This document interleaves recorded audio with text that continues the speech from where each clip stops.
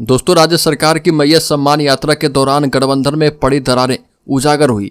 राज्य की सत्तारूढ़ गठबंधन सरकार के भीतर की दरारें हाल ही में संपन्न मैया सम्मान यात्रा के दौरान स्पष्ट रूप से उजागर हो गई है। इस 3 दिवसीय कार्यक्रम का आयोजन पलामू में भी हुआ, जिसे मुख्यमंत्री हेमंत सोरेन की पत्नी कल्पना सोरेन के नेतृत्व में झारखंड मुक्ति मोर्चा ने प्रमुखता से संभाला।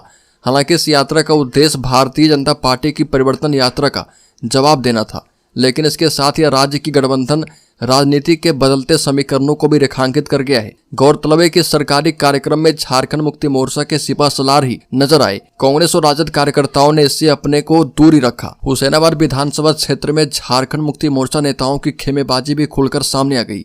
एक खेमे का नेतृत्व हाल ही में झारखंड मुक्ति मोर्चा में शामिल जीप उपाध्यक्ष आलोक कुमार सिंह उर्फ टूटू सिंह कर रहे थे, तो दूसरे खेमे का वशिष्ठ कुमार सिंह उर्फ बबलू सिंह।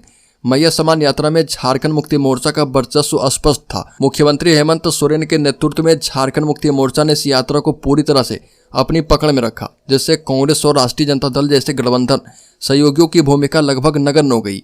यात्रा में कांग्रेस की ओर से दीपिका पांडे सिंह की उपस्थिति थी, लेकिन उनकी भूमिका केवल औपचारिकता तक सीमित रही और उनका मुख्य योगदान बस इतना रहा कि उन्होंने अपने पार्टी के जिला अध्यक्ष को मंच पर एक कुर्सी दिलवाई, जो कि कांग्रेस की उपेक्षा का स्पष्ट संकेत था। सूत्रों के मुताबिक कांग्रेस नेता दीपिका पांडे सिंह ने झारखंड मुक्ति मोर्चा की इस एकतरफा प्रमुखता पर अपनी नाराजगी जाहिर की है और ये नाराजगी इस बात की ओर इशारा करती है कि कांग्रेस गठबंधन में खुद को कमजोर और उपेक्षित महसूस कर रही है। और इस स्थिति ने यह सवाल खड़ा कर दिया कि क्या कांग्रेस सिर्फ किसी की शादी में शामिल बाजा बनकर रह गई है, एक ऐसी भूमिका जिसे निभाने में उसकी खुद की कोई सशक्त पहचान नहीं रह गई।